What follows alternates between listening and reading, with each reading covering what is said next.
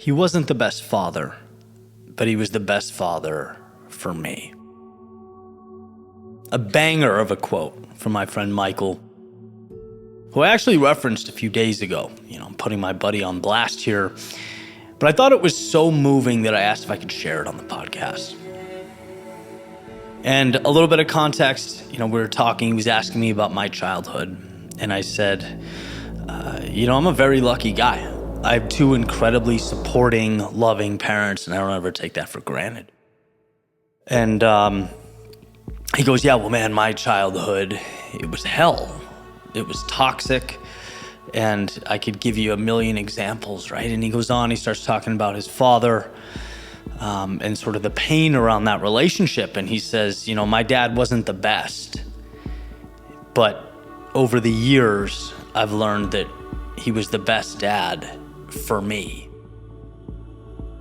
It was because of that situation that, I learned to be resilient. I learned to deal with hardship, right? And so Michael, for context, he's a fireman now, and obviously deals with some pretty gruesome stuff, and says, there are situations where, the average person would turn white, but I'm able to stay composed and deal with it and, take the curveballs life puts in front of me in stride. And I attribute a lot of that to the battles that I once fought and the work I've put in over the years to find good in those things.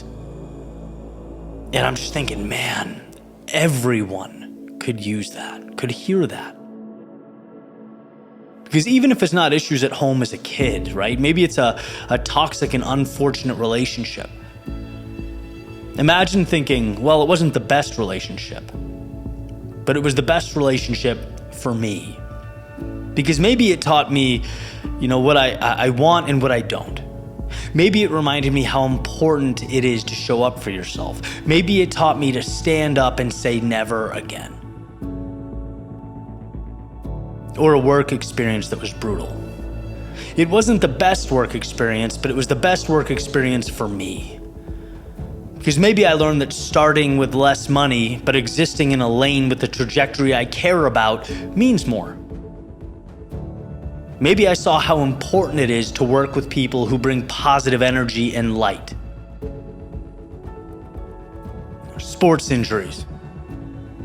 Wasn't the best situation, but it was the best situation for me. Because maybe it was an opportunity to rest, to strengthen other areas of my body, to improve form, to improve supporting muscles, and on. You get the idea. It's seeing value where others don't.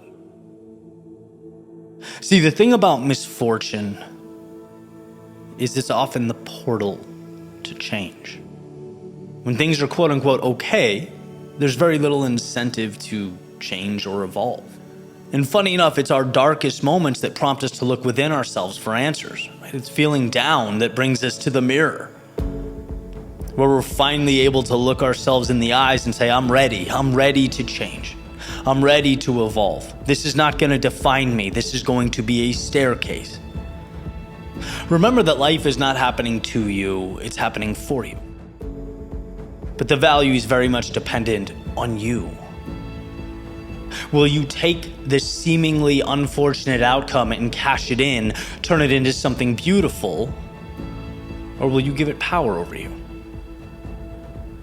See, that quick convo with Michael reminded me that those things we often deem disappointing or tragic, less than ideal,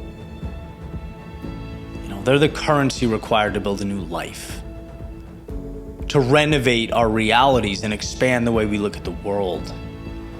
Life is never going to be perfect. It's never going to be all rainbows and butterflies.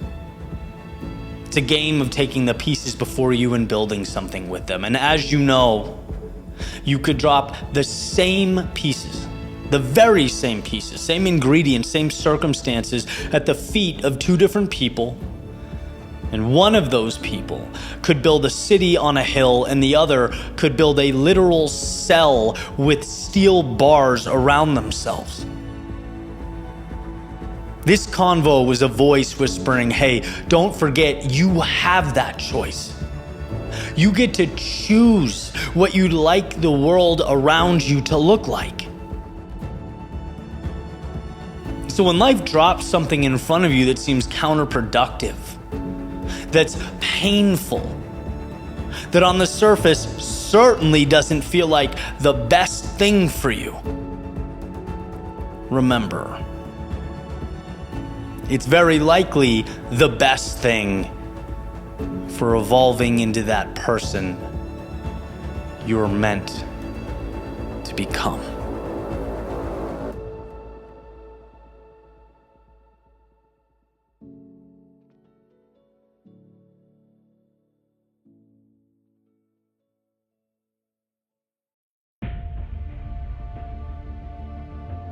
Imagine with me a world where you stopped segmenting out the difficulty in your life as other than, where you stopped seeing the turbulence as an obstacle to your journey. Imagine with me life as a symphony, where everything works together to create the whole, where the high notes, the low notes, the pauses, the rests, the tempo changes, all contribute to the overall theme. None of it's unimportant or dismissible. How could it be? Without the low notes, the high notes don't mean anything. Without the rests, you don't get the satisfaction and the power of the moment that music re-emerges. In fact, it was the contrast that created the magic to begin with. All of it is needed, even when you don't understand why. You don't know that this slow beginning, the breaks, the tempo changes, that it will all be the reason you are soon awed by the crescendo that awaits. And how could you? It's one flow. The journey points in one direction. You are in this for the ride. See, in our lives, the obstacles, the chaos, the confusion, they hurt. They're unsettling, so the inclination is to dismiss them, to push them away. This isn't what I need. This is void of value. So get rid of it, we tell ourselves. When in reality, those things are integral components to your song. They are what culminate into your final piece. They're bringing you to that crescendo. Doesn't mean you have to love the challenging times. Of course not. But it does mean we should understand that even though we can't see it unfolding before our very eyes, it's all playing a role. My hurt made me stronger. My struggle injected meaning into my life. It made the song richer, the sound sweeter. Today is what it is because yesterday was what it was. And I know when I'm face to face with something that my gut instinct deems to be detrimental, that two things can in fact be true at once. That I need to work to right the ship, to repoint the compass, but also understand that the storm wasn't void of significance. The valley wasn't all for naught. It's gifted me new oceans to cross, new mountains to climb, and new perspective as I peer out over the view. So as you move through the dark, as you navigate the chaos of night, know that the light you're chasing is only meaningful because of the depths you are emerging from. Life beyond these shadows is not where the world begins. It's a continuation of an already beautiful journey you're on. It's your symphony in totality. See, the time will come when you'll look back and you'll be grateful for the so-called inconveniences that surround you now. Your heart needs the contrast that this adversity creates. Your soul depends on the hardship to understand the magnificence of life. It's why now, when it hurts, you must keep going. You have to keep going. You have to let the notes materialize into the beautiful song it will become, the masterpiece it was meant to become.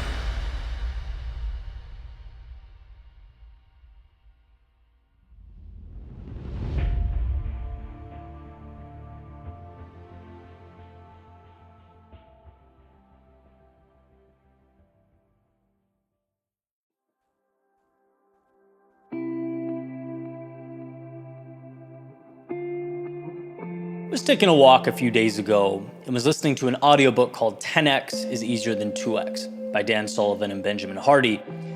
And this is a book essentially about how exponential growth requires a reframing, a change to the way we think about ourselves and the journeys that we're on.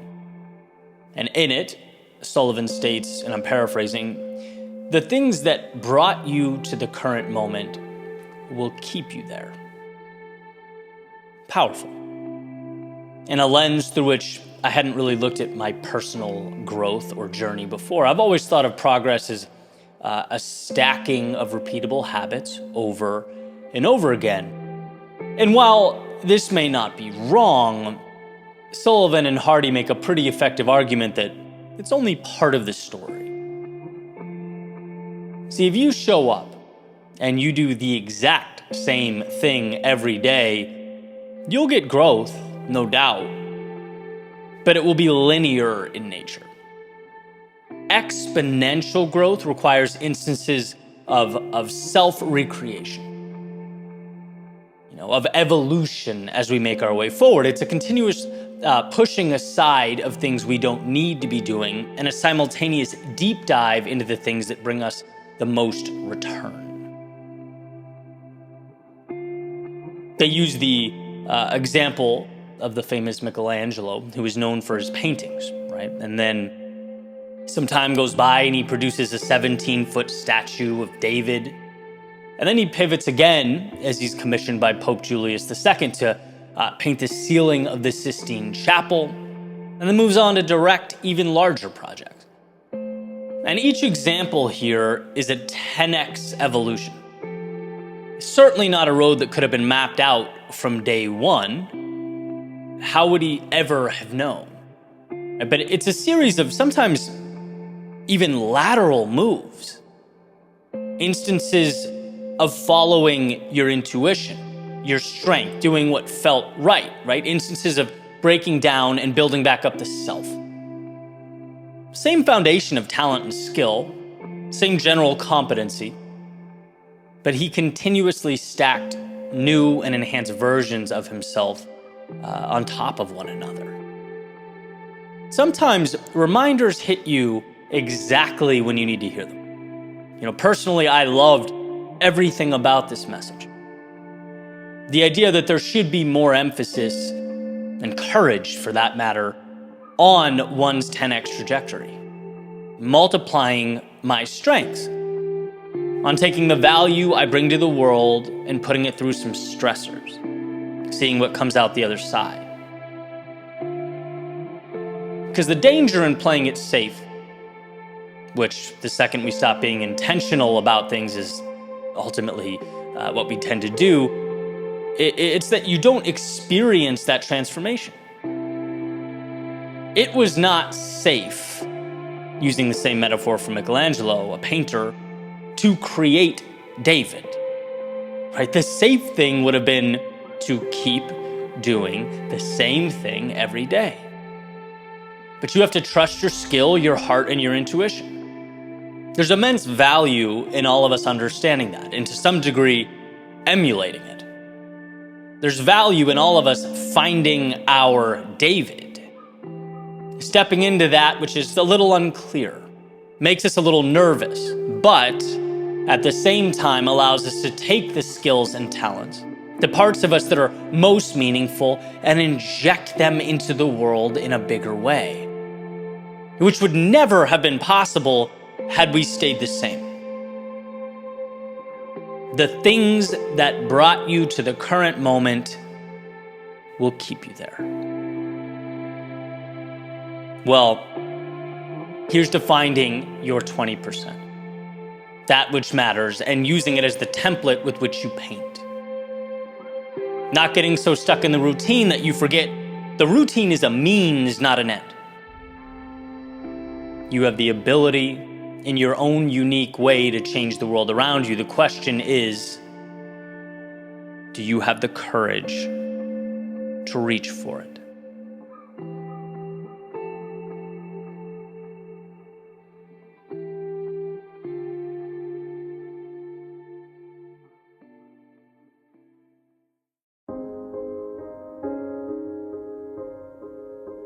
remember the little things.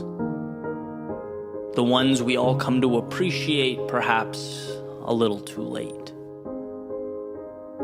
That feeling of comfort our little eyes first understood to be home. Those little conversations we still think about, the ones that shaped us. Those little stretches of time we thought would last forever, but to our surprise, had a final moment written into the story. Oh, those little things. I remember going to a concert in high school. It was at the Orpheum in Boston, Massachusetts. I went with two of my friends. Had an amazing time, and well, years and years have obviously passed, and recently I asked myself, what is it I remember about that day? Why is it such a powerful moment for me? And interestingly enough, I don't remember any of the songs that were sung or how well they were played. I don't remember what I bought or what I wore or what teenage troubles I was going through at the time. No, years later, I remember how it felt to stand there in the center of that theater. Color of the lights filling up the room, the bass drum resonating in my chest, aligning with my heartbeat, the people I was with. And the funny thing is, 17-year-old me had no clue he was driving into the city for a night he'd remember forever, but not because of the music. No, because of a feeling. Because he would spend the time with the same people he would have hung out with anyway at home. And perhaps subconsciously I knew, perhaps we all do, but at the time, it all felt like details. At the time, they were simply included in the story, a buy one, get one, if you will. Oh, how they hide themselves, those little things. In a way, it's not too different from the oxygen we breathe in and breathe out, intertwined in everyday life, necessary to carry on, to grow, to evolve, yet only missed when it's gone.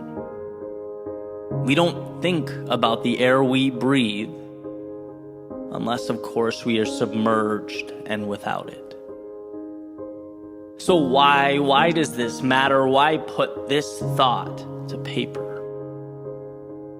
Well, because to use my previous concert hall metaphor, I've spent so much of my life thinking about the stage presence, the accuracy of the notes, the visual appearances, the wrong things. It seemed intuitive, overwhelmingly obvious, but now they're just reminders. How easily we can walk on what matters to get our hands on what doesn't. Do we know what's important? Do we know what we hold dear? Do we think enough about those little things? Every time the caller ID says mom or dad or nana banana, when my little brother and sister get new apartments, jobs, promotions, start navigating this crazy world, every time I open my laptop and get to bleed my thoughts onto a blank page over a cup of coffee and a sunrise, running around random towns across this country with my best friends, bringing ideas to life. See, the now tells you they are nice things, happy things, lovely things. But it doesn't let you in on the greatest secret of all. Those little things just might be everything. So see them while you're in them and hold on tight.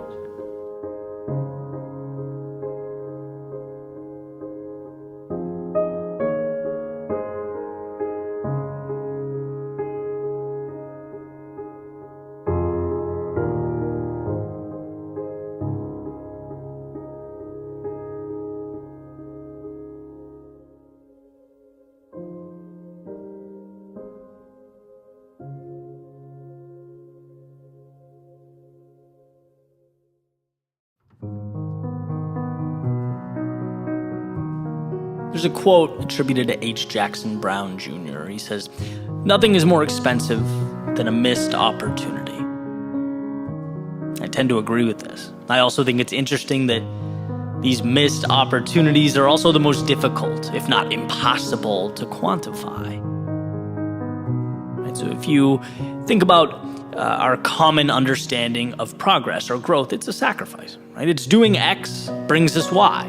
Doing the work gets the result. It's a simple formula, and you can show your proof. You can work backwards, right? I started working out 1 hour a day 6 months ago. This is what I look like now. The cost was 1 hour a day.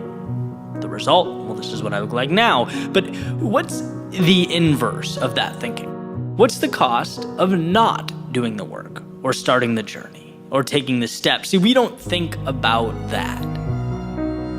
We don't think about the opportunity cost. Our instinct is not to question the actions we don't take. I was listening to an old lecture from Jim Rohn, who I love because he's such a practical thinker. He's got ideas you can literally, plug right into your life. And he had an amazing point. He was talking about a conversation with an old friend in which he asks his friend, who apparently watches a lot of TV, he says, "Hey, what does that TV cost?" His friend says, "Well, I think it's like $500. Jim says, "No, I don't think so." His friend says, "Yeah, I bought it, $500. He says, "No, I think it's costing you about $40K a year." Why? Well, not because of what he paid for the item, but because of the opportunity cost. What his time using that TV could be reallocated to.